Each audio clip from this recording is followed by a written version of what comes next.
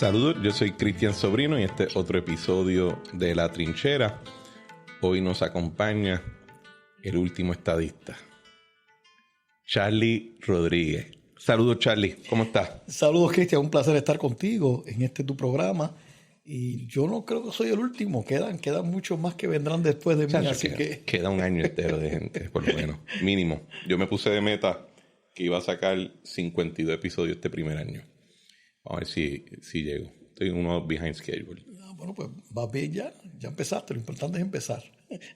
Bueno, Charlie, te invité para este episodio porque en el fin de semana pasado, junio, este episodio va a salir junio 7 del 2022, así que el fin de semana pasado se dieron las vistas, no sé si eran vistas congresionales, eran como que town hall, era el town hall en relación con el Puerto Rico Status Act, el borrador del Puerto Rico Status Act que presentaron en conjunto, que van a presentar en conjunto Jennifer González, la comisionada residente, y entonces Nidia Velázquez, Alexandria Ocasio-Cortez, etcétera.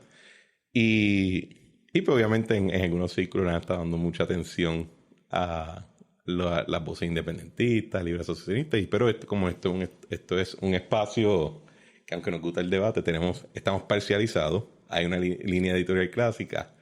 Yo quería traer a el último estadista, por excelencia, a Charlie Rodríguez, para hablar un poquito del tema y ir un poquito más hacia atrás. Yo, antes de comenzar a hablar, te quería presentar un anuncio tuyo del 1988. Déjame ver si lo puedo poner aquí un momentito. Ha llovido un poco. Mira para allá. República de Nicaragua. Revuelta de civiles en las calles. República de Colombia. Guerrillas atacan la ciudad. República de Panamá. Golpe de Estado desata disturbios. República de Haití. Ensangrentadas las elecciones democráticas. República Asociada Hernández Colón, aumento de 40% en desempleo, crea crisis. ¿Qué te parece? No te dejes convencer. Dile no a Rafael, que desde el 89 estaremos mejor sin él. Vota bajo la palma. Ha llovido, ¿ah? Ha llovido. La foto de esa valga me dijo, tengo mucho pelo ahí, qué bueno. Pero es interesante porque de qué manera ha cambiado la discusión cuando esos eran los anuncios que ustedes se tiraban a finales de los 80 y este fin de semana teníamos a una comisionada residente estadista republicana en la misma tarima con Nidia Velázquez, que surge de su ascendencia al Congreso surge más o menos en esta época y surge de la administración de Rafael, y están hablando de un proyecto donde no hay ELA, lo que hay es estadidad, libre asociación e independencia, y la República Asociada esa está por algún lado en gaveta. Lo cierto es que eso fue una época en que Rafael Hernández Colón pues dirigía al Partido Popular y estaba orientando al Partido Popular hacia una definición que fuera distinta a la ELA tradicional, a ver si podían sacarlo de la cláusula territorial, y de ahí que se hablaba de una república asociada. Claro, a ellos no les gustaba el nombre de república asociada, ellos trataban de decir que era un ELA soberano o que era una libre asociación, pero la palabra república no la querían. Igual pasa hoy en día, el liderato, inclusive los que favorecen la libre asociación, no quieren llamarla la república asociada. Cuando tú lees el proyecto borrador, este proyecto borrador claramente establece de que para la libre asociación poder existir, se tiene que declarar la República de Puerto Rico. Así que está ahí. Lo que pasa es que no quieren porque saben que el pueblo puertorriqueño no quiere la independencia. O sea, yo oigo aquí a los independentistas diciendo, no, que la estadidad, no, que si esto, que Estados Unidos no nos quiere dar la estadidad. Bueno, el peor caso de ello es que el pueblo sí quiere la estadidad y no quiere la independencia. Porque si Puerto Rico quisiera la independencia, hace tiempo nos hubiéramos hecho una república. Pero la realidad es que el puertorriqueño no quiere la independencia. Así que en ese momento que hicimos ese anuncio, que era un anuncio realmente que lo auspiciamos. Esto fue parte de una campaña que hizo el Partido Nuevo Progresista Institucional, pero le pidió a líderes de distintos lugares que los patrocinaran, y yo patrociné ese anuncio. Obviamente estaba de acuerdo con el anuncio, déjame decirte, yo creo que ese anuncio se puede usar todavía hoy en día. Se mantiene vigente, tú sabes. El de Nicaragua, por lo menos quizás Nicaragua, Haití, yo te diría que Panamá no. No, ya Panamá Colombia... ahora con Colombia Petro. bueno, pero Colombia, sí. Colombia Pero ha cambiado mucho, ¿verdad? Ya no tiene esos problemas. Quizás cambiaría en Colombia por alguna parte de Venezuela, claro, ¿verdad? Claro. Ese miedo a la palabra república. En Estados Unidos, si tú notas, y esto es algo que lo vi comentado en un programa, así que esto no es observación mía. Cuando un republicano está corriendo, cuidado con la mesa, está corriendo y dice, fulano de tal, conservative. Pero nunca ve a nadie que hace fulano de tal, liberal, ¿verdad? Porque la palabra liberal ha sido demonizada efectivamente con una campaña mediática que han llevado ciertos grupos. La palabra república no se utiliza porque efectivamente se demonizó, porque te lo pongo de esta manera. A veces yo tengo discusiones sobre principios republicanos de gobierno. Y cuando lo digo, alguna gente, típicamente PNP, me miran así como que, ¿cómo que republicano? Y esa mezcla de los términos como que creo que surge de una campaña como la que acabamos de ver ahí en la pantalla. Bueno, tienes que tener en cuenta que el primero que comenzó a darle ese énfasis negativo a la República de la Independencia fue Luis Muñoz Marín. En la década del 50, al principio de la década del 50, el segundo movimiento político en Puerto Rico era la independencia, no era la estadidad. Y Muñoz Marín tenía dentro de las filas del Partido Popular personas que eran independentistas, hasta que llegó el momento, cerca del 1946, después que habían tenido el triunfo ellos en el 1944. Claro, en aquel entonces no se elegía el gobernador por el voto directo de los puertorriqueños, pero los partidos, aquel que dominara la Asamblea Legislativa, pues era el partido gobernante, entre comillas, en Puerto Rico. Había un gobernador que era nombrado por el presidente de Estados Unidos. Y Muñoz Marín con el Partido Popular logra ganar el control de la Asamblea Legislativa en el 1944. Y dentro de su partido tenía gente que creía en la independencia. Hasta que llegó el momento que él dijo que no se podía ser independentista y ser popular. Y ahí fue que Gilberto Concepción de Gracia en el 1946 se sale y funda el Partido Independentista Puertorriqueño. Pero fue Muñoz, de hecho Muñoz es el autor de la ley de la mordaza. Aquí yo oigo a veces los independentistas y a veces inclusive gente de extrema izquierda en otros partidos que no son el Partido Independentista diciendo que el PNP es un partido opresor, que quiere callar las voces, que no quiere que haya libertad de expresión. Mira, la realidad es que quien es el que tiene esa etiqueta realmente es el Partido Popular y particularmente Muñoz Marín cuando aprobó la ley de la mordaza, donde tú no podías decir nada en contra del gobierno porque te acusaban. Tú no podías ni siquiera decir que eras independentista porque te acusaban. Y siempre se habla de un famoso caso de un fiscal que tenía el gobierno de Puerto Rico, que era un líder que luego fue candidato por el PIB para la gobernación. Noguera. No. Caramba. Colón Martínez no era bueno. No era de mi época. No era de tu época. Lo cierto es que él era el fiscal y él fue el que llevó y acusó a varias personas por violar la ley de mordaza y salieron culpables. Luego la ley la echaron hacia atrás, pero lo cierto es que esa ley se aprobó cuando el gobierno popular. Así que ellos fueron los que crearon esa lucha o esta idea, ¿verdad?, de la independencia. Yo francamente, yo no veo a los independentistas como mis enemigos. Nunca los he visto. Porque ellos creen en la independencia, que es una definición, ¿verdad?, de una forma de resolver el dilema colonial. Yo no estoy de acuerdo con la independencia, como no está la gran mayoría de nuestro pueblo. Pero para mí los grandes enemigos del desarrollo político de Puerto Rico son los que defienden la colonia, los que defienden el territorio. Y la única manera que podemos crecer es precisamente si eliminamos la colonia, eliminamos al partido que defiende la colonia. Y si tú notas, decía un líder independentista que el Partido Popular era una maquinita de estadista.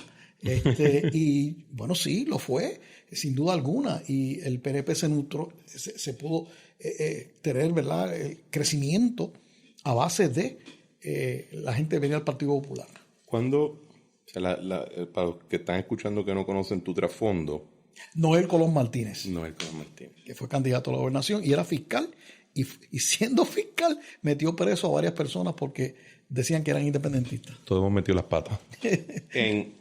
Obviamente tú en un momento fuiste senador, fuiste presidente del Senado, corriste varias, pero tú comenzaste como un joven PNP en Carolina en los 70, ¿verdad? Sí. Y entonces, ¿cuándo fue que te hiciste presidente de la Juventud Estatal? En el 1979. Y tenías 24 años. 24 años. Ok.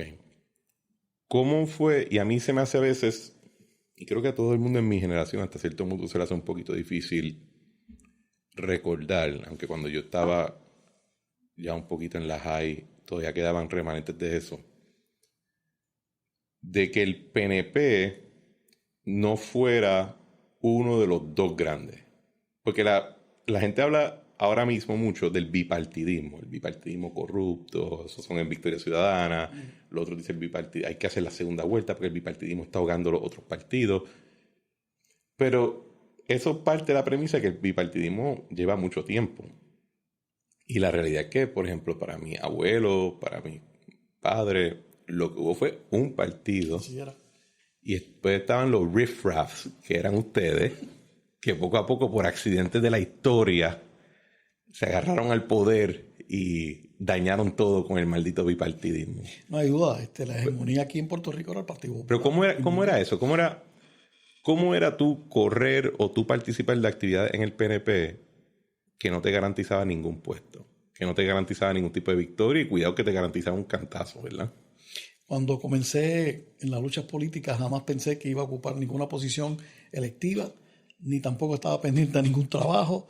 Lo hacía porque realmente desde muy joven abracé el ideal de la estadidad y me convertí pues, en un exponente de lo que yo entendía era lo mejor para Puerto Rico.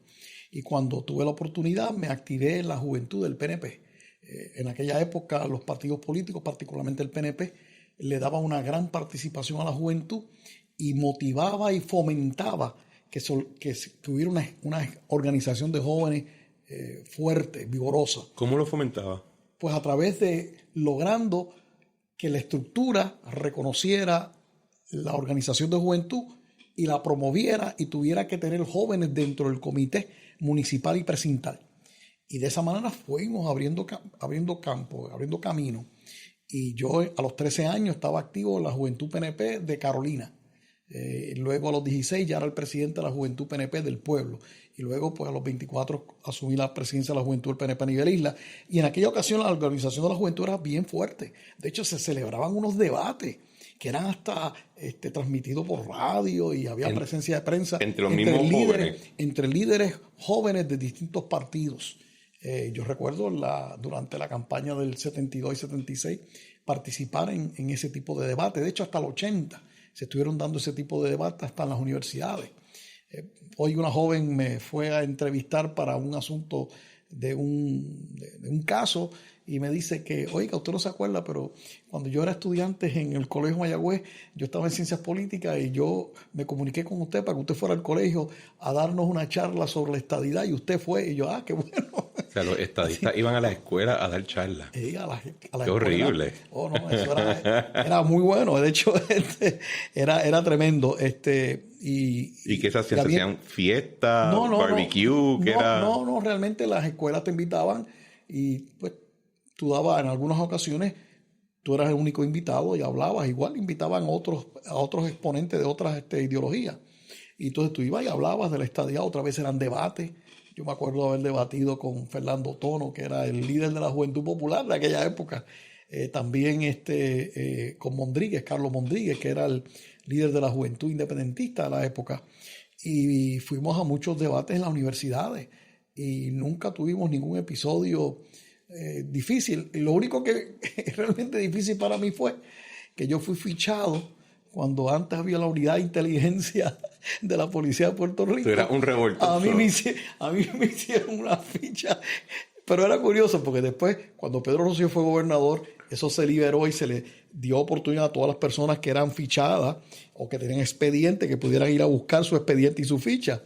Y yo fui a buscar la mía y yo me río porque el agente encubierto lo que decía es: Charlie Rodríguez es un líder de la juventud estadista. Él es estadista. Y estuvo en Calley, en la Universidad de Calley, defendiendo la estadía. Y estuvo acá. Y yo decía, para mí no decía nada que fuera realmente interesante, para que me hubieran tenido que abrir una ficha, pero tuve ficha. Por eso por ahí cuando llegó la gente independentista, no, que yo me persiguieron y fichado. Y yo, pues espérate, yo también estaba fichado. Y yo era estadista, ¿verdad? Así que, pero esas eran otras épocas, pero sí se motivaba, se le daba promoción a que los jóvenes se organizaran. Y de hecho, al punto de que en unas elecciones le garantizaron un escaño a la juventud. En el 1972 se le garantizó en el PNP un escaño a la Cámara por acumulación, que fue electo José Granados Navedo. Se convierte en el representante a la Cámara y era la presidenta de la Juventud PNP en aquella época. Después vino Freddy Valentín. Y Freddy Valentín también se le dio ¿verdad? Se le garantizó un escaño. Cuando llego yo, dijeron, ya no le vamos a garantizar escaño, ahora se lo tienen que ganar. Y yo tuve que ir a una primaria de 11 compañeros PNP y salí quinto. Y luego cuando corrí para la reelección, llegué segundo. Así que fuimos mejorando, pero el PNP le abría las puertas y le abre todavía las puertas, pero ya la participación de la juventud en la política no era como antes. Antes había una militancia tremenda. Hasta vendíamos un periódico en las intersecciones. El periódico se llama Decisión. Era un periódico estadista, de jóvenes estadistas.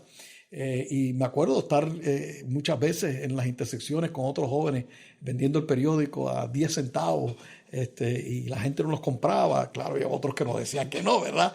Pero esa militancia de tú decir, hay que ir a Lares esta noche, vamos para allá, o hay que ir a Mayagüez. O sea, ese tipo de militancia era cuando no había las buenas carreteras que hay hoy en día, ¿verdad? Y sin embargo se hacía. Y eso fomentó que le abrieran puertas que mucha gente se pudieran destacar. De hecho, muchos líderes del PNP comenzaron en la organización de la juventud y luego fueron creciendo. ¿Qué tú crees que ha cambiado de allá para acá?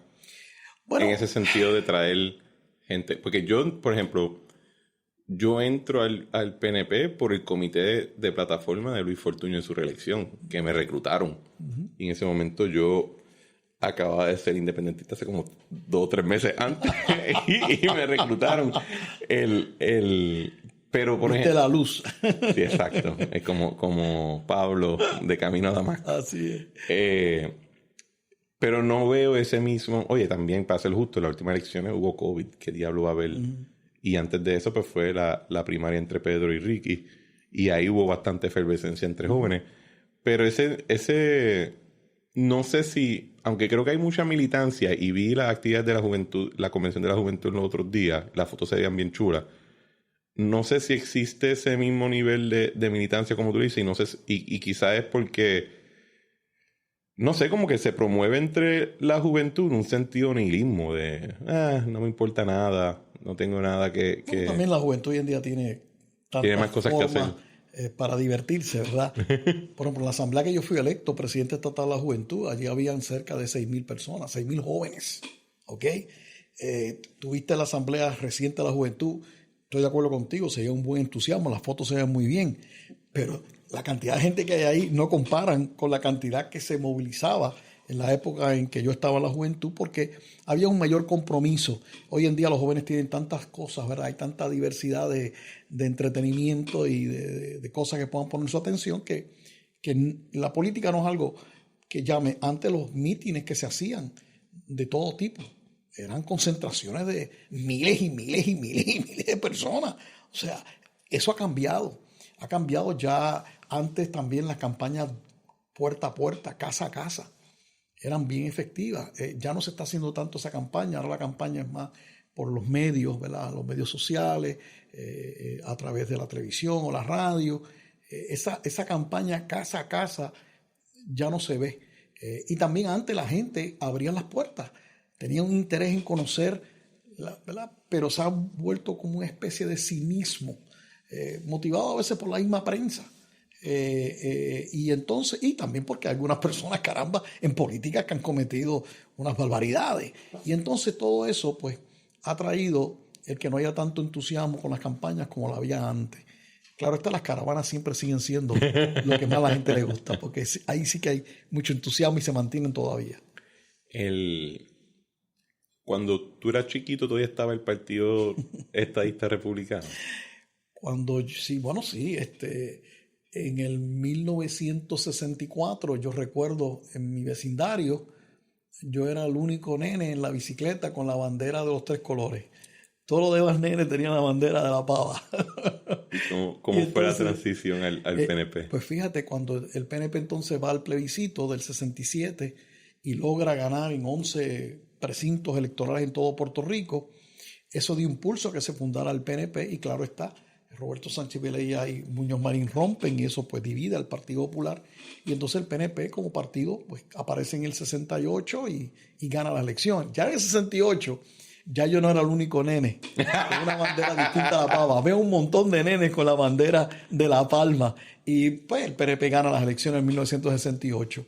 Así que hubo unos cambios extraordinarios ahí y claro, como tú hiciste en la introducción a este programa, hubo unos elementos políticos históricos que ayudaron a que el PNP pudiese entonces convertirse en un partido principal.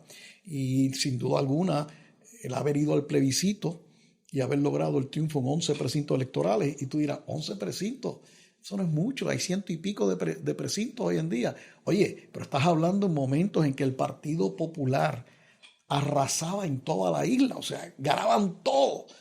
Y sin embargo en el plebiscito se logran ganar 11 precintos electorales y eso pues dio margen a que en Carolina, mi pueblo, se fundara después el PNP como tal y se ganaran las elecciones ante la división que tuvo el Partido Popular y el Partido del Pueblo.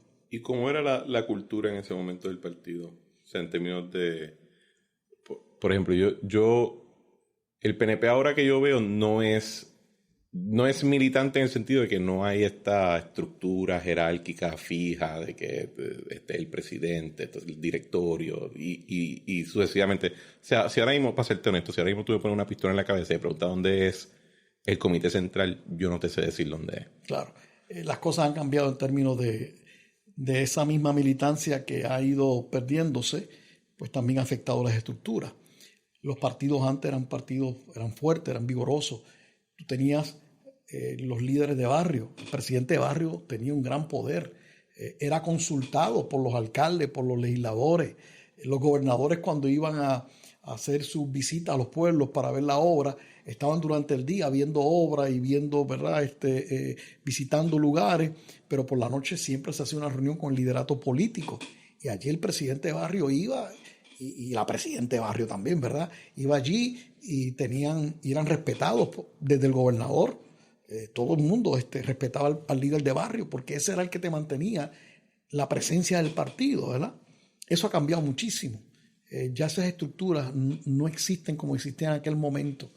Y claro está, tener una sede de un partido era importante para que se viera, ¿no? Los colores del partido, las reuniones, se viera el entusiasmo. Los mítines eran bien numerosos. ¿Cuándo tuviste que eso empezó a cambiar? Yo te diría a ti que empieza a cambiar empieza a cambiar ya para el 90 para la década del 90. A pesar que teníamos un gobernador que era un gobernador y presidente de partido, Pedro Rosselló, que gozaba de una gran popularidad y de un gran carisma, él atraía al público y mantenía una estructura, pero como él empieza a luchar políticamente fuera de la estructura del PNP, pues él no abonó mucho a la estructura inicialmente cuando él comienza como gobernador. Luego se da cuenta de la importancia de mantener una estructura y ya para el 96 el partido está nuevamente fuerte y vigoroso como estructura, como organización, y de hecho tenemos un triunfo enorme. Pedro saca sobre el 50% de los votos, creo, en aquella elección. Pero después de eso es que empieza el cambio. No tan solo para el PNP, para los otros partidos también, empieza a haber menos militancia o entusiasmo que lo que había en el pasado, ¿verdad? Y la identificación de la gente con los partidos. Bueno, antes la gente le encantaba poner la bandera a su partido, a ondear sobre el techo de su casa.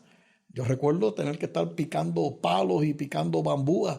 Porque la gente quería la bandera la más alta y la más grande. Entonces tú tenías que ir y tú ibas por las calles con una guagua llena de bambús o de palos y con bandera y la gente, pónmela aquí. Eso ya no ocurre. Eso casi tú no ves banderas en las campañas políticas en las casas. Todavía las caravanas, ahí sí se ven. No, quizás fue resultado de todos los revolucionarios, porque aquí hay otro partido que lleva invicto y son las campañas de corrupción en los medios desde finales de los 90. Ese es el tema principal siempre y eso quizás también... Claro, eso quita interés, levanta, ¿verdad? Pero es raro porque que yo sé, hubo mucho escándalo a finales de los 80, principios de los 90 en la legislatura, pero no sé, por lo menos yo no tengo... También yo era bien chiquito, no sé si tuvo el mismo impacto. Yo tengo la percepción de que lo que pasó a finales de los 90 tuvo mucho más impacto en la psiquis colectiva de lo que pasó a finales de los 80. Es cierto, pero fíjate, al final de los 80, una tercera parte de los senadores populares fueron convictos de delitos.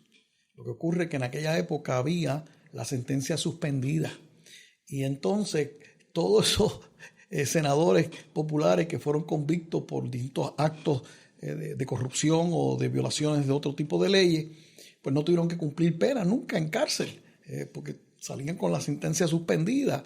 Y entonces, pues, pero fue una tercera parte del Senado Popular, el último Senado Popular antes de que ganara Pedro Rosselló y el PNP. Y como tú dices, pues tampoco, tuvo su impacto, pero yo creo que donde más impacto hubo fue cuando el asunto de Víctor Fajardo, ¿verdad? Del Departamento de Educación.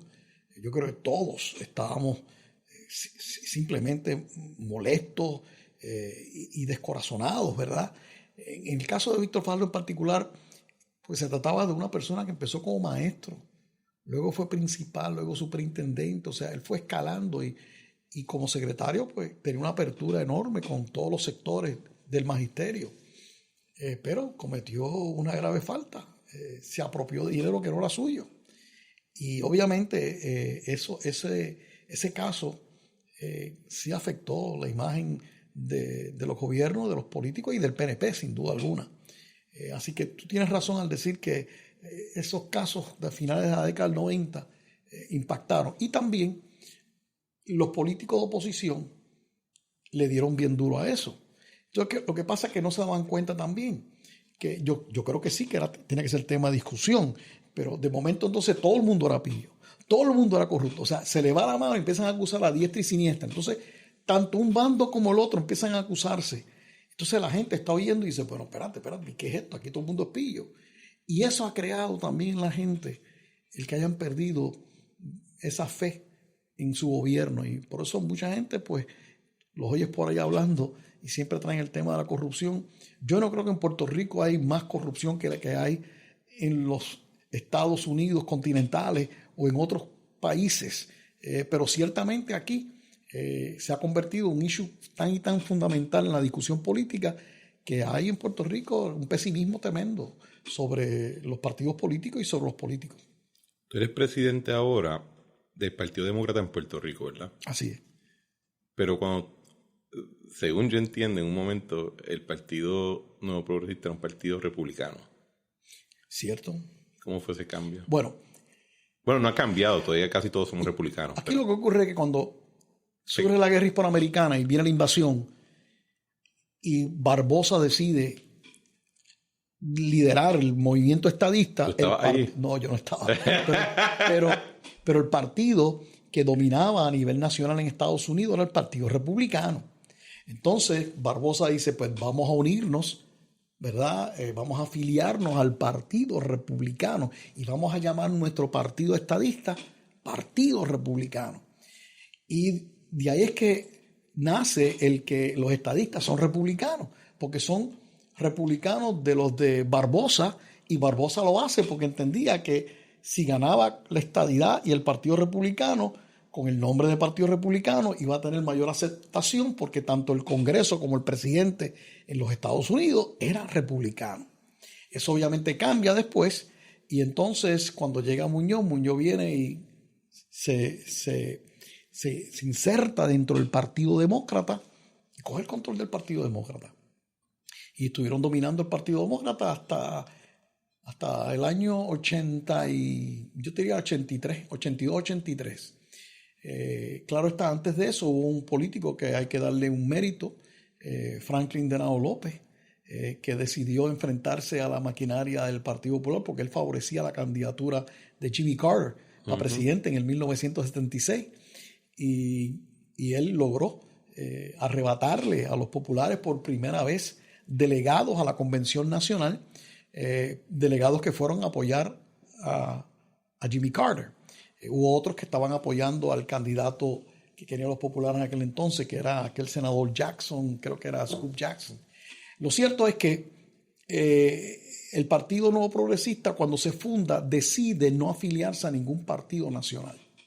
A pesar de que don Luis Ferré era republicano, pero Carlos Romero Barceló, que comenzaba en las lides con el PNP allá para el 67, para el plebiscito, Carlos nunca había sido republicano, sino sentía por el Partido Demócrata a nivel nacional.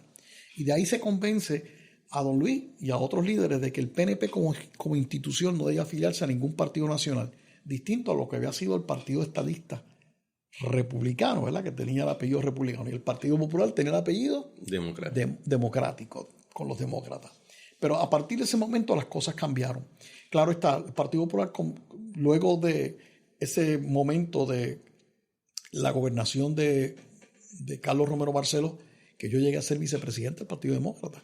Había una señora que trabajaba con Carlos Fortaleza, Marlene Gillette. Ella era la presidenta del Partido Demócrata en Puerto Rico. Y fue la primera vez que estadistas dominamos el partido, pero lo dominamos por 2 años, porque en el 84, cuando gana Hernández Colón la gobernación, pues insiste con el Partido Demócrata a nivel nacional de que como él es el gobernador, pues él debe tener el control del partido, y en aquel entonces las cosas se hacían de una forma distinta, y de la noche a la mañana Marlene Gillette termina con medio voto, Charlie Rodríguez, vicepresidente del Partido Demócrata, con medio voto, y aparecen medios votos por líderes populares, y después se quedaron con el Partido Popular por 30 años. Y en el 2017 yo decido, conjuntamente con un grupo de demócratas estadistas, de que ya era el momento de que nosotros demostráramos que éramos la mayoría, y entonces tomamos las riendas del Partido Demócrata, y luego fui a la reelección en el 2020 y ganamos el proceso. Hay gente que lo describen como un golpe. Bueno, lo cierto fue que en el 2017 los líderes que componían la directiva del Partido Demócrata en Puerto Rico, que eran populares, todos renunciaron. Y solamente se quedó la que era vicepresidenta, que era Mayita Meléndez, porque aunque todos eran populares, habían dado cabida para que tanto Kenneth McClintock fuera National Committee Man y Mayita fuera vicepresidenta. Al renunciar todos, Mayita quedó como vicepresidenta. ¿Y por qué renunciaron? Roberto Prat renunció porque yo creo que estaba ya cansado de ser presidente, no quería continuar. Obviamente el Partido Popular había perdido las elecciones generales, no tenían el apoyo, ¿verdad?, de las estructuras para echar hacia adelante, y optaron por dejarlo. Al dejarlo se produce ese vacío. Mayita vicepresidente, yo examino cuál es el mecanismo para las sustituciones, y convocamos una reunión, y en la reunión hubo el quórum, convocamos, y yo salgo electo presidente. Nos impugnaron, tuvimos que ir a unas vistas y todo a nivel nacional en el Comité Demócrata, pero demostramos que habíamos cumplido cabalmente con los procedimientos, y nos dieron el apoyo total. Claro está, en el 2020 ya yo decido que el partido sea reorganizado con la votación directa de los demócratas que quieran participar. Antes eran cuartos oscuritos con unos delegados, y en esa votación yo salgo electo. Claro está, los populares habían dicho que iban a correr, tenían a Tatito que estaba aspirando a ser presidente, pero parece que Tatito dijo, espérate, la movilización ya Charlie la tiene, esto está montado, y entonces ahí empezó a decir, como hacen usualmente, cuando ellos saben que van a perder, enseguida dicen, nos vamos a abstener, no vamos a participar, el boicot. No vamos a honrar esto con nuestra participación. Ellos cada vez que saben que van a perder, hacen eso para no perder, sino aparecer que es que no participamos. No, ellos sabían que iban a correr una pela y por eso fue que no participaron. Y pues fui reelecto y ahora estoy hasta el 2024. Ok, y empezaste en el 82. En el Partido Demócrata. ¿O tú siempre sabías que era más? Bueno, yo siempre fui demócrata. De hecho, cuando tenía 16 años... ¿Nunca fuiste republicano? No. Cuando yo tuve 16 años, yo le escribo al Partido Demócrata de Puerto Rico y le envío... Ellos publican en un periódico un pequeño anuncio y ponen como un volantito que tú recortabas, lo llenabas con tu nombre y enviabas $16. ¿Verdad? Yo no sé por qué $16. Entonces yo pues, era un muchacho de 16 años, le pedí a papi, préstame los chavos ahí, saqué un money order, un giro, llené el volantito, te preguntaban en el volantito, ¿cuál es tu partido local de preferencia? Y yo puse el Partido Nuevo Progresista. Bueno, pues ya tú sabes qué pasó. Recibieron mi money order, lo usaron, pero nunca se comunicaron jamás conmigo porque yo aparecía que era del PNP y en ese momento el Partido Demócrata era controlado totalmente por el Partido Popular. Así que desde los 16 también me di cuenta que era demócrata, pero obviamente no había oportunidad. En el 82 sí la hubo, donde yo salgo vicepresidente del partido, pero luego perdemos eso y no hasta 30 años después que logramos hacer el cambio en el Partido Demócrata de Puerto Rico. ¿Cómo era la figura de Romero Barceló en esa época? Carlos era un líder fuerte. Para mi generación, el mito de Cerro, no el mito, o sea, todo el asunto de Cerro Maravilla es lo que tenemos de este chiquito en la cabeza. Bueno, fue lo que se destacó tanto, pero... Y hoy en día hay gente que me dicen, del PNP, ¿verdad? Cuando yo hablaba, y hasta populares, que el gobernador que administraba mejor su andamiaje era él. Carlos fue un excelente gobernador, pero sobre todo un excelente líder político. Nunca desatendió lo que era la estructura política. Cuando te decía a ti que el gobernador iba por la mañana y durante el día estaba en asuntos oficiales en un pueblo y por la noche terminaba una reunión política, ese era Carlos Romero Barceló. Y el liderato se sentía apoyado. Y él siempre se preparaba una estructura. Bueno, recuerda, Carlos es el primer gobernador PNP o el primer político PNP que derrota realmente al Partido Popular. En el 1976 gana Carlos la gobernación, gana la comisaría residente y gana control de Cámara y Senado. Nosotros en el 68, aunque habíamos ganado la gobernación y la comisaría residente y habíamos ganado la Cámara, no habíamos ganado el Senado. Y el Senado lo utilizaba el Partido Popular con la figura de Hernández Colón para hacer el comeback. Uh-huh. Así que Carlos era este líder político aguerrido, organizado, con una malicia política extraordinaria. Y esto dicho en el mejor sentido de la palabra. O sea, él sabía cómo luchar y cómo dar y cómo enfrentarse a las adversidades. Y ciertamente lo del Cerro Maravilla fue una gran adversidad para él. Y aún así, que querían vincularlo como que él tenía conocimiento, como que era un cover-up de parte de él, eso jamás lo pudieron probar. Jamás lo pudieron probar porque simplemente no había forma de probarlo, porque no era verdad. Claro, que Carlos en un momento dado se avanzó para decir que eran héroes los policías que se habían enfrentado a este acto que se entendía que era de terrorismo allá en el Cerro Maravilla.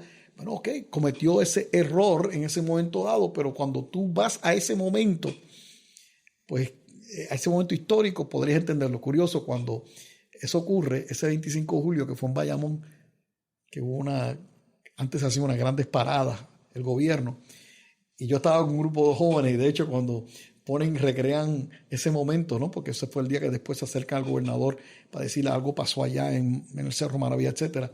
Tú oyes a lo lejos un grupo de gente gritando, estadidad, ahora, Ferré, papá, queremos estadidad, Carlos, vamos contigo. Ese era un grupo de jóvenes que yo estaba liderando allí. Allí gritando. Y uno aquel solito, pero la gente se quedaba porque era otra forma de hacer política, ¿verdad? Había mayor sacrificio. Hoy tú le dices a alguien que se pare 6 o 7 horas en una parada cogiendo sol y dice, ¿cómo? Olvídate de eso. ¿Cómo fue el cambio generacional de Romero a Pedro? Fue difícil, sin duda. Fue difícil. Carlos pues entendía que no tenía por qué ceder.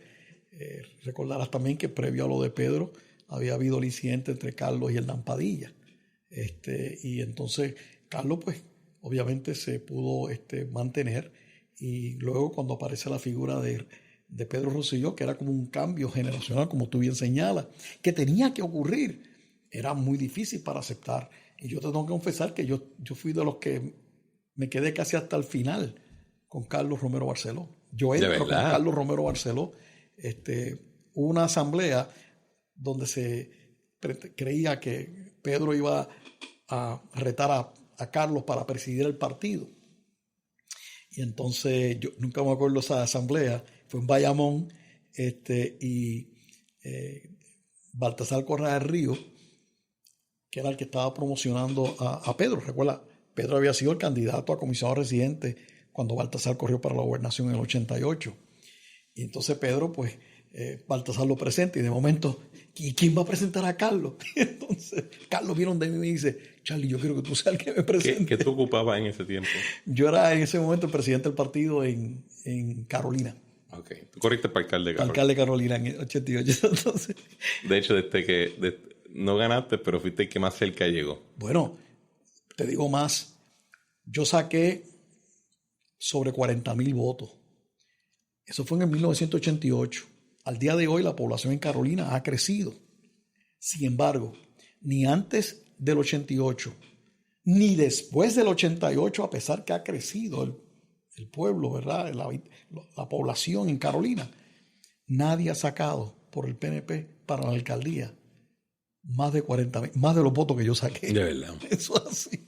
Aquella fue una campaña intensa, pero oye, eso será otro día. Pero lo cierto es que yo presento entonces a Carlos. Me acuerdo que Baltasar estaba leyendo un mensaje presentando a Pedro, y entonces yo vengo y digo que al hombre que yo voy a presentar no tengo que leer de un papel porque todo el mundo lo conoce y por ahí sé. Y aquello fue y claro, Carlos prevalece, porque entonces Pedro opta por no retarle directamente, pero Pedro se convierte, si no me equivoco, en vicepresidente del partido. Y después Pedro, pues obviamente se destaca, y después apoyamos a Pedro, y Pedro, sin duda alguna, trajo un cambio que era necesario al PNP, y tuvo un gran triunfo, y luego en el 96, pues fue aún mayor. Y los cambios que trajo Pedro fue extraordinario. Yo, de todos los gobernadores con que yo he compartido, el gobernador que más cambios trajo para Puerto Rico, comenzando por la tarjeta de salud, fue Pedro. O sea, Pedro hizo unos cambios extraordinarios para Puerto Rico, la infraestructura. Todavía uno va por ahí en el carro y ve la obra grande que hizo Pedro Rosselló. Así que ese cambio fue difícil, como todo cambio generacional, pero fue efectivo, porque después de todo, Carlos fue candidato a comisionado residente y Pedro fue candidato a la gobernación. Y eso pues ayudó a unir al partido y llevarlo al triunfo grande en el 92. ¿Y tú crees que el partido ha superado a Pedro? Bueno, depende de qué tú quieres decir cuando lo supera. De de esta manera. Yo estoy en todos los programas de radio y de televisión que yo he estado viendo, y yo tengo esta línea ahora de que el Partido Popular se ha convertido en reaccionario. Porque llevan varios años diciendo que que reconocemos que hay que cambiar algo en el estatus, siguen con el moto de justicia social, etcétera. Y de momento este año, con el proyecto del Puerto Rico Status Act, salieron diciendo, aquí no hay que cambiar nada. Estamos chéveres. Lo que aquí hay que hacer es que ustedes, malditos PNP, paren de ganar. Eso es lo que hay que hacer. Y el reaccionismo yo lo veo como, no hay que cambiar nada. Estamos bien. Tenemos que simplemente volver al 1950 y 60, cuando teníamos la hegemonía, cuando nos dieron la 936 y cuando pudimos hacer lo que nos dio la gana. Y creo que eso surge porque el Partido Popular no ha superado a Muñoz. Y yo creo que nadie ha superado a Muñoz. Yo creo que todos los partidos hasta cierto punto tenemos como que una fibra muñozista de que necesitamos el caudillo, ¿verdad? Pero me pregunto si en el PNP hasta cierto punto hemos podido superar a Pedro y lo que fue ese periodo de tiempo de su gobernación. Bueno, yo creo que Pedro sigue siendo una figura muy querida dentro del PNP y eso nadie lo va a poder cambiar. Pero el mismo Pedro se ha dado cuenta de que hay que dar paso y en ese sentido, pues, Pedro se ha mantenido al margen de la política en los últimos años. Claro está, cuando su hijo gana, Ricky gana, pues eso fue una extraordinaria reivindicación para Pedro. Lamentablemente, pues todos sabemos lo que aconteció, ¿verdad?, en el 2019 y que llevó a que Ricardo renunciara. Pero Pedro sigue siendo una figura muy, muy querida en el PNP y yo estoy seguro que si tú anuncias cualquier evento donde va a estar Pedro Rosselló, eso va a motivar a que cientos y cientos de personas, estadistas, quieran estar presentes. Pero obviamente hay que dar paso ya y hemos tenido a Ricky, ahora tenemos al gobernador Pedro Pierluisi, y estos cambios seguirán. El PNP es un partido de cambio. El Partido Popular, como tú señalas, es un partido reaccionario y es el partido no se puede. O sea, el Partido Popular, desde que Hernández Colón dejó de dominar ese partido, se convirtió en el partido retrógrado. No hay cambios efectivos, temores a los cambios, no hay ninguna propuesta nueva, todo es más de lo mismo. Imagínate que Nidia Velázquez, que era la defensora del Partido Popular en el Congreso, tuvo que decirle a Sila Calderón, la exgobernadora, ¿qué más tiempo tú necesitas para hacer una nueva propuesta si hace tiempo estamos esperando una propuesta y ustedes no someten ninguna? Porque el Partido Popular se ha fosilizado y ya no representa ningún cambio. Pero yo tengo miedo que nos pase lo mismo. ¿Al PNP? Sí. Yo creo que... Y no lo digo con odio, lo digo con cariño y amor. Tengo miedo de que de verdad genuinamente pase lo mismo. Yo no sé. Está por verse qué va a pasar en el 2024. Es verdad. Obviamente el gobernador Pierluisi es el presidente del partido y todos apoyamos al gobernador en sus gestiones en momentos difíciles, pero también hay muchas personas que yo he escuchado que me han dicho que quisieran ver un cambio y algunos ven a la comisionada residente como la persona para ese cambio. Así que está por verse qué va a pasar. El PNP es un partido que no le teme a primarias internas. Al contrario, le ha dado bienvenida a las primarias internas. Y con todo y primarias internas que han sido fuertes, el candidato que resulta victorioso ha ganado las elecciones. El PNP tiene un flow Gangs of New York bastante fuerte en ese sentido, de que siempre estamos... Y creo que tiene que ver con esa agresividad que uno la nota en el verbo, que uno la nota en cuando estamos en poder, la agresividad de ejecución. Creo que tiene que ver con lo que ustedes enfrentaron cuando eran más chamacos, de que estás peleando contra el Leviatán que lo domina todo, ¿verdad? No es lo mismo. Y no olvides, Cristian, el PNP es un partido que nace de una lucha de poder interna y de una división. ¿De verdad? Claro, ¿en qué sentido? Porque el Partido Estadista Republicano era el partido de la estadidad. Pero cuando García Méndez rehúsa ir al plebiscito, don Luis Aferré, en una famosa asamblea que fue en el San Jerónimo Hilton, que hoy es el Conrad, Condado Plaza, una famosa asamblea. ¿Tú estabas ahí? No, yo no estaba. Yo era muy lejos. Pero en esa famosa asamblea,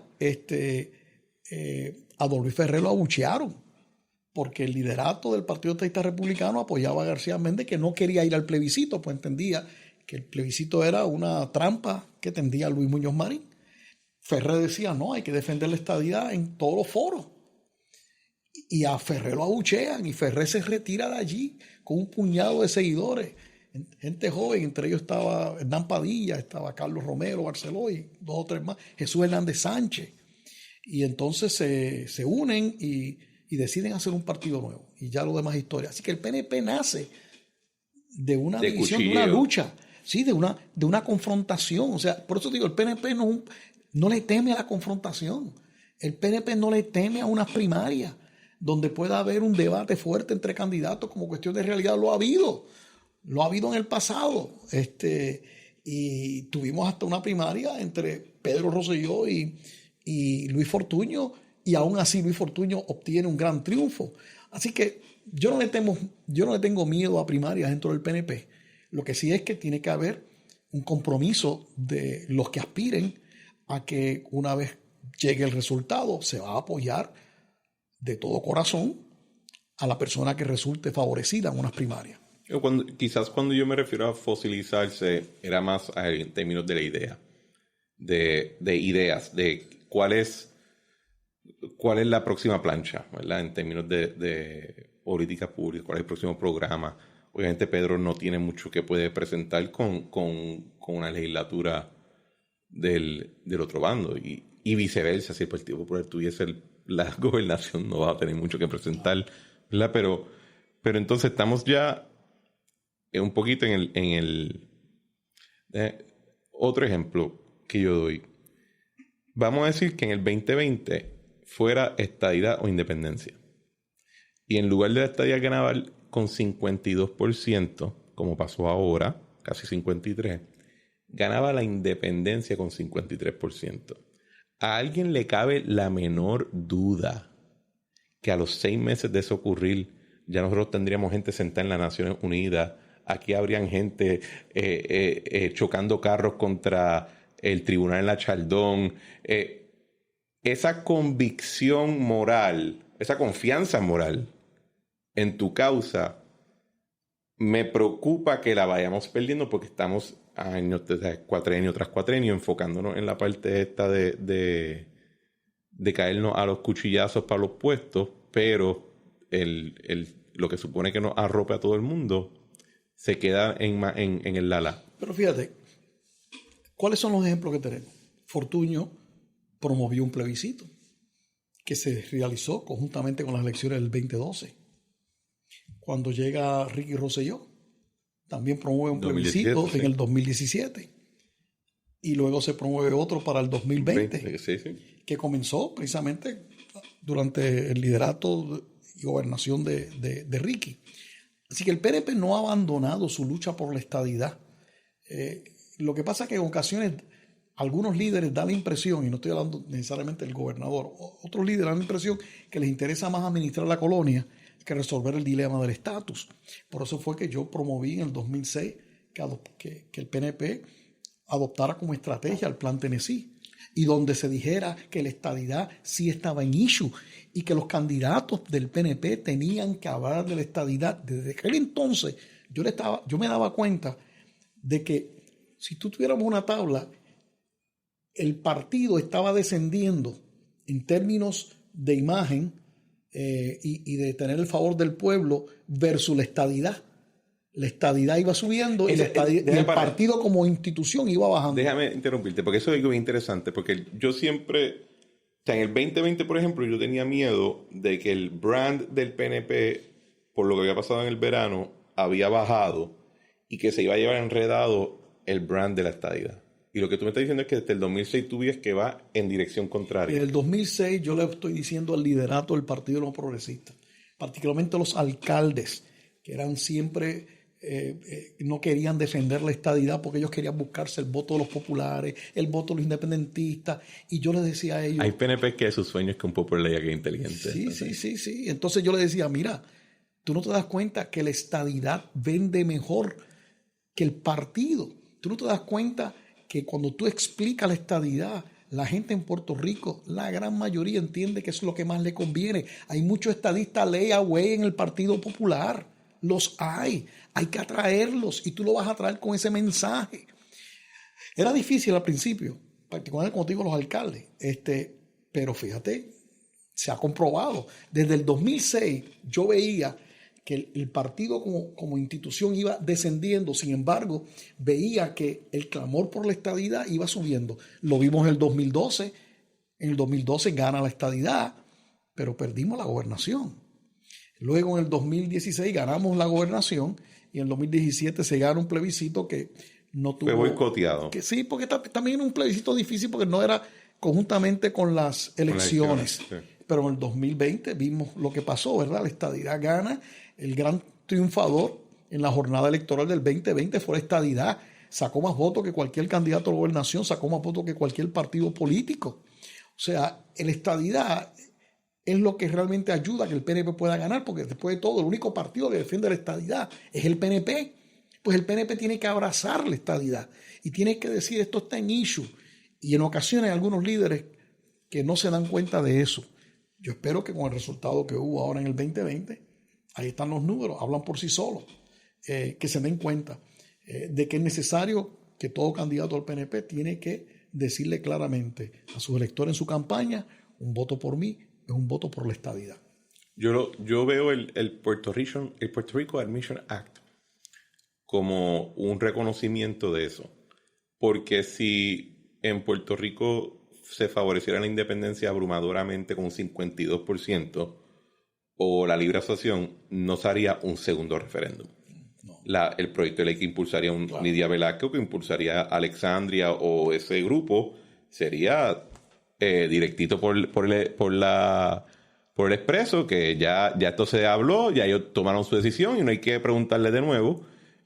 Tú lo ves también esta cuestión de, bueno, hay que tener estas declaraciones que hicieron en el periódico, no sé si fue en el Nuevo Día, no quisiera citarlo mal, pero hubo uno de los periódicos donde, estoy casi seguro que fue en el Nuevo Día, que Nidia habla de que, ojo, que la Comisión Estatal de Elecciones no hay mucha confianza en ella. Y yo lo miré radio, pero si la única institución en la que nosotros confiamos todavía en esta isla es la comisión. Porque está representado por todos los partidos políticos. Y porque hay una máquina que lee los votos. Claro. O sea, y ya yo veo que ese tipo, básicamente hay una admisión de que la estadidad ganó el debate político, ahora falta el debate constitucional de que te admitan y todo el revolú. Claro. Lo que pasa también es que hay unos sectores que simplemente no quieren reconocer que hoy por hoy el pueblo de Puerto Rico favorece la estadidad y que la estadidad es el gran favorito, ¿no? Y entonces le ponen muchos escollos. Y tienes una prensa que yo digo que si solamente en Puerto Rico votara la prensa, no digo yo que Puerto Rico sería una república, sería posiblemente la segunda república comunista de América. No te lo digo. O sea, es una cosa increíble cuando tú ves cómo ellos empujan y buscan forzar que la opinión sea en contra de la estadidad. Los números en los plebiscitos lo dicen, los números en las elecciones lo dicen, pero hay una falta de interés intelectual, yo creo, y democrática de parte de algunos medios de la prensa que simplemente no quieren reconocer la voluntad del pueblo y lo que hacen es continuamente levantar. Entonces, le dan una promoción, por ejemplo, a este señor candidato a la gobernación independiente. Elo Molina. Exacto. Ese hombre forma un revuelo donde quiera. Mira, lo que él hace debe ser repudiado por todos, porque es una falta de respeto continua, usa palabras soeces, es insultante. O sea, entonces, sin embargo, tú ves que la prensa le da mucho vuelo. Bueno, porque en un circo tú vas a ponerle... en un circo tú vas a ponerle las luces al payaso. Porque y hasta cierto punto quizás eso, que como convertimos todo esto en un circo, pues ¿quién va a sobresalir? El payaso. Quizás no en aspecto electoral, porque más gente fue a mi disco party de cumpleaños de 6º grado de lo que votó por Elo Molina, ¿verdad? Pero estoy tratando de ser serio. Pero exacto, o sea, es una cuestión también del espectáculo y todo. Pero no hay un argumento quizás más, lo que le dicen Stillman en castellano, de por qué ellos hacen eso. O sea, porque obviamente existe esa postura recalcitrante de que no puede ser. Pero ¿tú crees que existe gente que genuinamente piensa que sería malo? ¿Sería malo qué? que se han molestado y se acabó ya el debate y pues ahora nos vamos a tener que dedicar a bregar con las cosas aburridas de gobernar, de bregar con las calles, de tener que ir a enviar gente a Washington a debatir misiles nucleares y subsidios de maíz. O sea, la vida se va a convertir mucho menos espiritual, existencial en la política. Te digo más. Yo decía, un Puerto Rico Estado, vas a tener la oportunidad de que nos dediquemos a gobernar y hacer las cosas que hay que hacer. Y siempre habrá distintas opiniones, pero tú te imaginas a un Carlos Romero Barceló, senador, y a Rafael Hernández Colón, senador también por Puerto Rico. Y del mismo partido. Rubén Berrío. No, y del mismo partido. Sí. Y Rubén Berrío también, si quisiera ser candidato dentro de la estadidad, ¿cómo no? O sea, yo le digo, habría cabida para todos, sin duda alguna. Pero obviamente hay gente que no ve eso. Imagínate tú decir, como dijo Juan Dalmao, que aunque ganara la estadidad, él se opone a la estadidad. Otras palabras, el mismo que le estaba pidiendo el voto a los estadistas para que votaran por él para la gobernación, diciéndoles que él no iba a adelantar la independencia, sino que él era independentista, pero que él iba a gobernar y traer buen gobierno. Ahora acaba de decir que la estadidad es una píldora venenosa, de que la estadidad, aun si ganara, él no acepta esa determinación del pueblo. O sea, obviamente, yo creo que quemó las naves con aquellos estadistas que le prestaron el voto la vez pasada. Juan, fíjate, yo no sé qué le ha pasado en las últimas 2 o 3 semanas, que yo creo que no se ha dado cuenta del daño que se ha hecho presumiendo que estaba partiendo a un paso fuerte, pero sí, ese tipo de discusión de que X idea es una píldora venenosa y mucha gente entonces dice, espera, entonces tú estás diciendo que soy veneno. El sacar a Rubén Berrío y marcharlo por todos lados y entonces eso minimiza su figura como el líder del Partido Independentista. No sé qué le ha pasado en las últimas 2 o 3 semanas, que creo que no está mirando bien el ángulo de su mensaje, porque ¿qué ocurre? La Patria Nueva empieza a sonar bien vieja. Está trayendo las figuras del pasado para hacer sus cuentos, toda esta cuestión, y se convierte como... Le devolvió al PIB ese sentido de égida. Sin duda. Y en cuanto a lo que él estaba pretendiendo, de que era conseguir votos más allá del PIB, ciertamente para mí con los estadistas, pues hizo crack, porque es que imposible que un estadista pueda votar por él después de todas las cosas que él habló sobre la estadidad y el tipo de expresiones que utilizó. Así que, nada, eso será parte de la evaluación que se hará en el 2020. Y no le tenemos que seguir dando consejos de gratis. Claro que no. Que hay muchos de ellos que escuchan el podcast. Claro. Tú hablaste ahorita de que tú introduciste el Plan Tennessee en la plataforma del PNP y en la discusión. Háblame un poquito más de eso. Porque déjame cómo te lo pongo. El Plan Tennessee se discutió por mucho tiempo. En la campaña de Ricky me acuerdo cuando sale el tema y él lo propone y él lo promete. Después el resultado fue un poco diferente porque terminamos en la Comisión de Igualdad. Tú fuiste miembro de la Comisión de Igualdad. Yo quedé un poco defraudado con la Comisión de Igualdad y no es porque está aquí, porque lo decía bastante pública, lo decía bastante en voz alta en muchos cuartos, no obstante que a la gente no le gustaba que lo dijera. Yo decía, el único que está haciendo algo es Charlie. ¿Cómo te ha parecido? O sea, ¿cuál fue la idea original que tú tenías de lo que debió ser el Plan Tennessee? ¿Y cuáles son tus elogios, tus críticas a lo que se ha desempeñado de allá hasta hoy? Mira, cuando yo propuse el Plan Tennessee era... Y nadie debe tomar esto como una ofensa personal. No, o sea, nadie batea a 1000, pero... No, seguro. Cuando yo lo propuse y fue adoptado en el 2006, bajo la presidencia de entonces Pedro Rosselló. ¿Qué era el Plan Tennessee? El Plan Tennessee era una estrategia basada en lo que hizo Tennessee, que Tennessee había solicitado la estadidad y el Congreso lo ignoraba.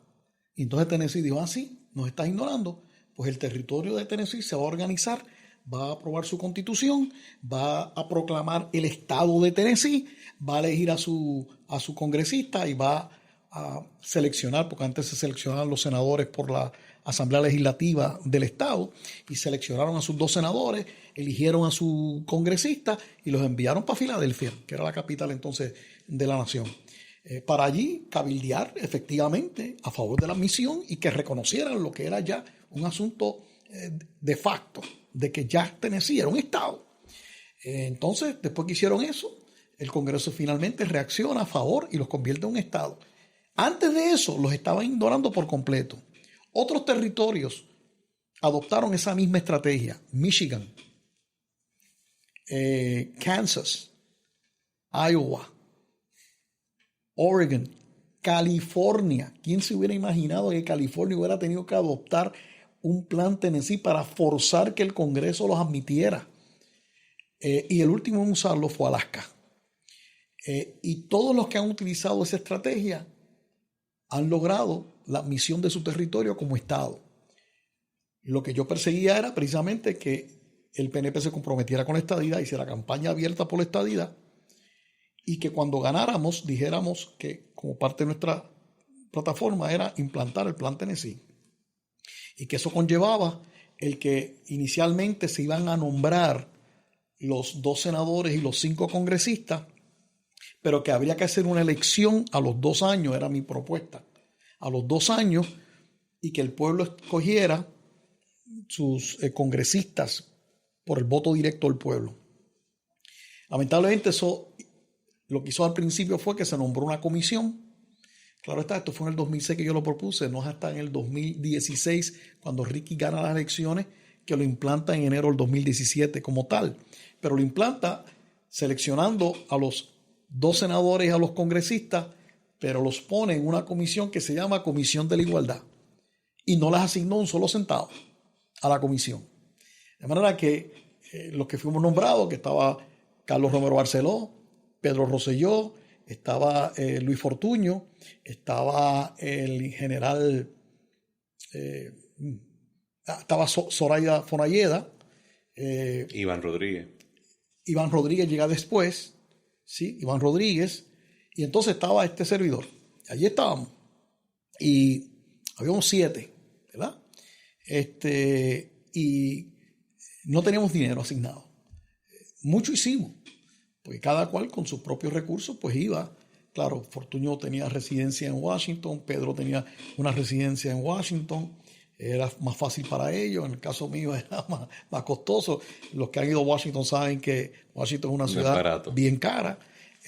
Así que nada, pero hicimos nuestra gestión y siempre dijimos que debíamos asignar los dineros, y a pesar que dominábamos la Asamblea Legislativa y a pesar de que hubo esfuerzos como de parte de José Aponte, que presentó un proyecto para asignarle dinero a la comisión, nunca se aprobó, nunca se nos asignó un centavo.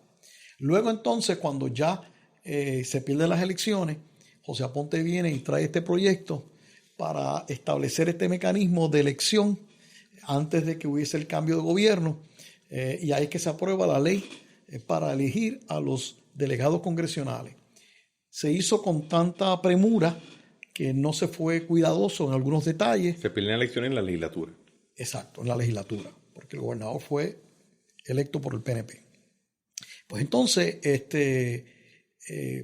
lo hicieron con tanta prisa que algunos detalles no los afinaron bien, y ahí el resultado de que hubo una votación de una serie de candidatos, de gente que mucha gente no los conocía, hubo otros que sí que eran conocidos, pero muchos más no eran conocidos. Fue algo como precipitado,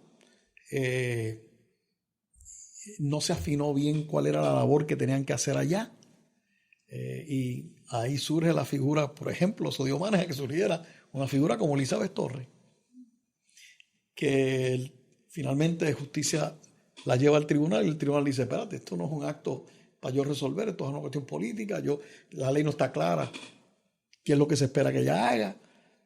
Y pues ahora tenemos que la gente ve que este grupo existe y hay una gente que está haciendo su trabajo. Tenemos que reconocer a Ricky Rosselló lo que está haciendo, Maguita está haciendo su labor. Lefranc creo que está creciendo bastante. Lefranc también está haciendo su labor.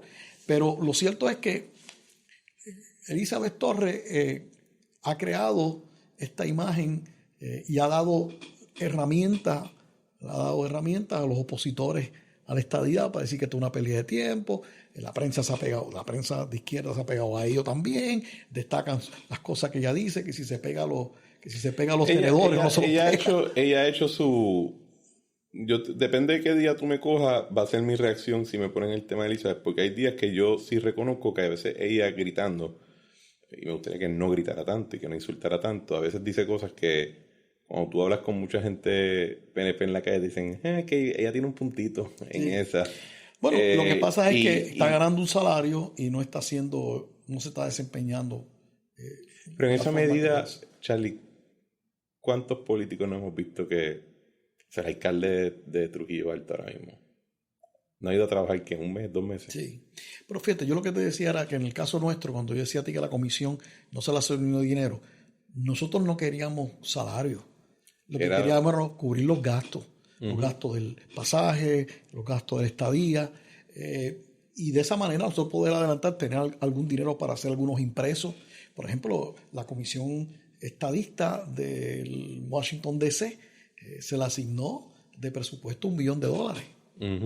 O sea, empezando. Así que ese fue uno de los problemas. Pero, o sea, que Washington DC tiene una comisión.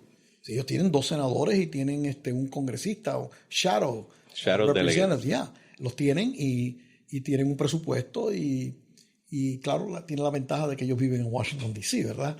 El dinero básicamente es para los impresos, para cubrir los eventos, etc. Pero nosotros no teníamos eso. Sin embargo, yo creo que sí, llegamos a adelantar bastante, especialmente en distintos medios, con los congresistas. Yo me dediqué a estar atendiendo, visitando a los congresistas demócratas. Como presidente del Partido Demócrata, eso también me daba una puerta amplia para poder hablar con ellos. Así que ese esfuerzo fue un buen esfuerzo. El esfuerzo de crearlo, la delegación congresional por votación, yo creo que era lo correcto. Pero una vez más, yo creo que como hubo tanta prisa, hubo unas cosas que no se pensaron bien y ahí pues resultado.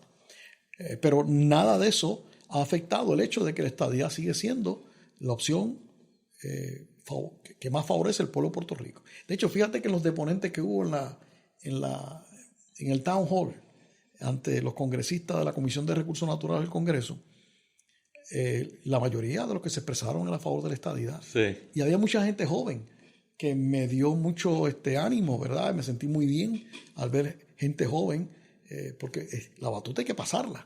Tienen que levantarse otros jóvenes y seguir hacia adelante. Y vi un grupo de jóvenes extraordinarios allí haciendo su defensa y me parece que eso habla muy bien del movimiento estadista. El último tema que te quiero ponerle, tú fuiste legislador a tiempo parcial, que le dicen legislador ciudadano, es que le dicen, sí, es el término romántico. Y entonces estuviste en la primera camada, que ya a tiempo completo. Y ahí fue que te haces presidente del Senado. Yo pienso, y lo está discutiendo con Leo Díaz en su programa, de que debemos volver al legislador ciudadano. Con una sola sesión al año, no 2. Y si hay algún hecho extraordinario, que lo convoque el gobernador, pero solamente una sesión, nos vamos estilo clásico, como en los viejos tiempos. Pues mira, yo estoy bien, estoy mal. Te voy a decir, yo estuve en la Cámara de Representantes 8 años cuando era legislador parcial, ¿verdad? Legislador ciudadano. Entonces decían parcial, legislador parcial. Bueno. Sí, pero cuando la prensa lo quiere que se ejecute, se convierte en legislador ciudadano. Sí, romántico. Pero curiosamente, términos. El Nuevo Día en aquella ocasión, yo recuerdo que comenzó a criticar a los legisladores ciudadanos porque decían que había que legislar la madrugada. Yo me acuerdo, la legislatura se reunía, se convocaba a las 4 de la tarde, pero realmente empezaban los trabajos a las 8 y a las 9 de la noche. ¿Por qué? Porque los legisladores llegaban de su trabajo, algunos tenían oficio, otros tenían profesiones, y era una situación difícil, y entonces venían a legislar por la madrugada. Entonces yo recuerdo que el Nuevo Día, y lo digo porque era el Nuevo Día, empezó una campaña en contra del legislador ciudadano parcial, que no le decían part-time, no le decían ciudadano. Ahora le dicen ciudadano para hacerlo como atractivo. En aquel entonces lo criticaban y entonces decían que no, que debe haber un legislador que tuviera un tiempo completo, que tuviera más responsable. Bueno, pues entonces cuando el PNP gana en el 92, opta por establecer el legislador a tiempo completo. Y ahí yo soy electo al Senado. Y pues mira, empezó a funcionar bien porque las sesiones eran temprano, la gente podía ver lo que estábamos haciendo, la prensa podía reportarlo inmediatamente al otro día, y en vivo también, y ese tipo de cosas. Pero entonces, muchas personas que eran profesionales, que corrían a puestos selectivos a la legislatura con el propósito de ayudar y colaborar y darle para atrás a Puerto Rico parte de lo que Puerto Rico le había dado a través de su educación, pues dicen, espérate, esto no se puede porque esto, ¿sabes?, no paga. O sea, y si voy a estar tiempo completo y no te permitía tener ingresos fuera excepto hasta un 35%, y tenía tantas limitaciones y restricciones que era un problema. Entonces muchas personas optan por no seguir en la legislatura y otros que hubieran estado motivados a correr deciden no correr. Entonces, ¿qué ocurre? Le suben el salario a los legisladores. Para que tú tengas una idea, aún en el cuatrenio, yo, siendo presidente del Senado, me ganaba $68,000 al año. Y yo entendía que eso era un salario adecuado. Que hará tiempo completo. 4 años después, habían aumentado ese salario a $108,000. Que obviamente yo creo que en Puerto Rico un aumento sustancial. A los 4 o 5 años, el presidente de ese momento estaba ganando $108,000. El legislador que ganaba $42,000 se le subió a $72,000 al legislador. ¿Y qué ocurre? Aún tú dirás, ese salario se ve bien, bueno, pero el profesional se gana más en su profesión. Iba a la legislatura y lo que le pagaban inicialmente eran dietas, después empezaron a dar un salario pequeño, pero habría puertas que vinieran más. Entonces, ¿qué ocurre? Se ha convertido la legislatura en un lugar donde hay buenos hombres y mujeres allí. Yo no voy a decir que no los hay, bien intencionados y todo, pero otras personas que estarían dispuestos a entrar y ayudar, pues no lo hacen porque eso a tiempo completo no les surge, no les funciona. Y son personas que quizás tendrían más capacidad. Eso, porque no es que simplemente más personas, es que son más personas que probablemente tendrían más capacidad. Vienen, claro, con un bagaje amplio y demás. Yo me acuerdo cuando yo estaba en la legislatura, habían médicos y habían abogados y habían ingenieros. Hoy en día no hay tantos de eso, aunque siempre hay uno que otros abogados, ¿verdad? Hay muchos ex servidor público. Lo que hay es eso, porque para un empleado público, ser legislador representa un aumento sustancial en su salario y en la pensión que eventualmente podría tener. Y eso es una motivación para aspirar y eso es legítimo. Lo que pasa es que el ciudadano, el legislador a tiempo completo, ha quitado oportunidad para otros que pudieran colaborar y traer una experiencia de vida más amplia a la legislatura. No participen. A mí me gusta que hayan ex servidores públicos porque tienen un conocimiento de cómo opera el gobierno. De cómo se... Exacto. Y no en la parte filosófica, sino en la parte de atrinchera. Pero mi molestia es más con que también entonces reducen la diversidad de trasfondo y de pensamiento, porque pues más nadie lo hace, más nadie puede. Entonces creo que la gente mezcla, no es que la política es tan agresiva, nadie se quiere meter. Bueno, eso es cierto. Otro ingrediente, claro. Pero tienes que incluir también el factor de que le estás pidiendo a alguien que no solamente se meta en ese mundo, sino que gane muchísimo más, sino de que te destruya económicamente. O sea, y ahí sí que ya no hay incentivo en esa dirección.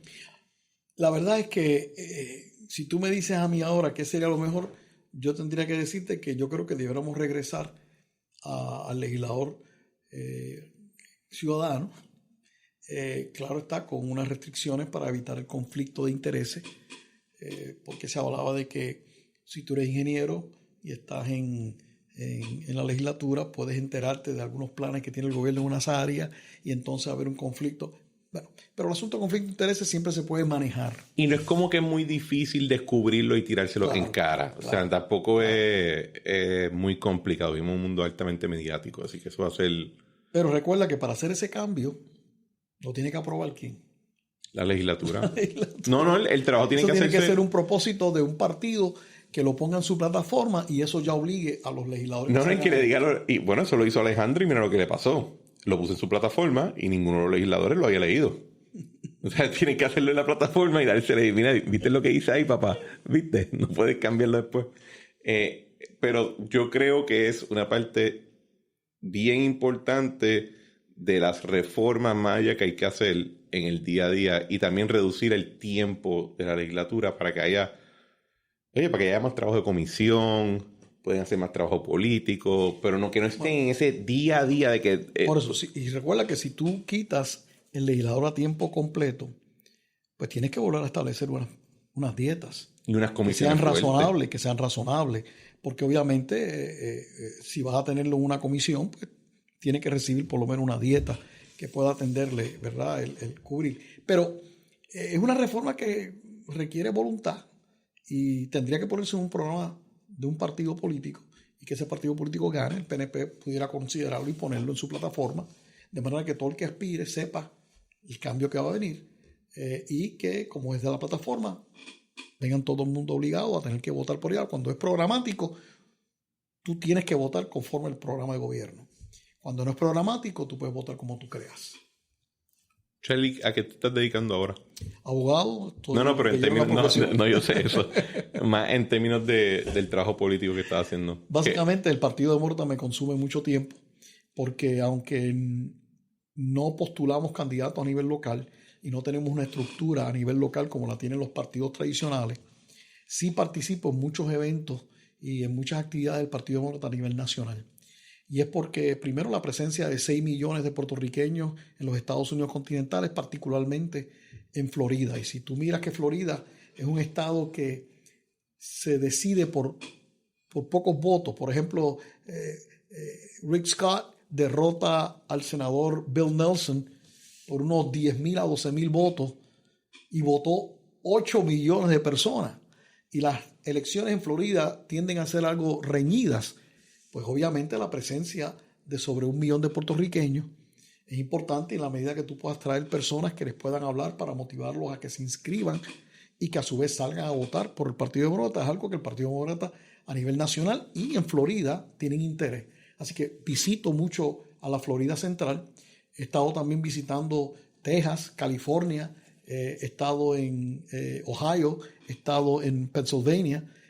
Donde quiera que haya un grupo de puertorriqueños e hispanos, pues tiendo a ir allí para ayudar al Partido Demócrata Nacional a inscribir y a motivar a que salgan a votar por el Partido Demócrata y por los candidatos demócratas. Así que tengo mucha actividad afuera y eso también me ha abierto puertas para poder llevar el mensaje de la estadidad para Puerto Rico, y no te debe sorprender que el Partido Demócrata cada día son más los que están apoyando el que Puerto Rico pueda ser un Estado de la Nación. Y por ese tipo de activismo es que yo le digo a todo el mundo que tú vas a ser el último estadista si llega el apocalipsis. La verdad es que, como te dije, desde muy joven yo abracé el ideal de la estadidad. Y no pensaba jamás ocupar ninguna posición, mucho menos llegar a ser presidente del Senado de Puerto Rico. Vino porque vino, pero la verdad es que mi motivación fue la de adelantar la causa. Y ahora que no tengo ningún puesto electivo, pues mis raíces siguen ahí, o sea, que es defender la estadidad, porque creo que la única manera que Puerto Rico puede echar hacia adelante es con la igualdad, y que yo convertir a Puerto Rico en Estado, yo no dejo de ser puertorriqueño, yo sigo con mi identidad cultural.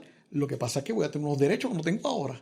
Lo que tiene Lin-Manuel allá en Nueva York, lo que tiene Nidia Velázquez, lo que tiene Luis Gutiérrez, que allá mantenían su puertorriqueñidad, pero tenían los derechos plenos, mientras que aquí en Puerto Rico no los tenemos. Y cuando yo oigo a alguien allá que me dice, un puertorriqueño de allá me dice, como el papá de Lin-Manuel, que me Luis dice, Miranda. Luis Miranda dice, no, Puerto Rico es una república. Y yo, pues claro, es muy fácil tú decirlo, porque vives allá en Nueva York, donde tienes todos los beneficios de la estadidad.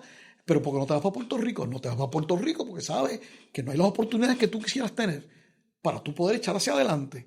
Pues mira, vamos a darle eso a los puertorriqueños, máxime ahora que los puertorriqueños están favoreciendo la estadía. Antes no, antes éramos los happy colonials. Antes todo el mundo era contento con la colonia. Pues ok, pues no había cambio, pero ahora no. Y yo creo que esto es algo que hay que seguir llevando el mensaje, y yo seguiré llevando ese mensaje. Con posición o sin posición, yo voy a estar siempre defendiendo la estadía para Puerto Rico. Y por eso, Charlie, te tengo que decir que, dentro de todo, te he conocido por muchos años ya, hemos interactuado mucho y no obstante que me he hecho muy familiar contigo, eres uno de mis ídolos y uno de mis héroes en todo este baile ahí. Yo hago el podcast Honor que me hace. Yo hago el podcast para hablar con gente con quien tengo diferencias, pero también lo hice para hablar con alguna de la gente que me inspira y que son modelos para mí. Muchas gracias, muchas gracias.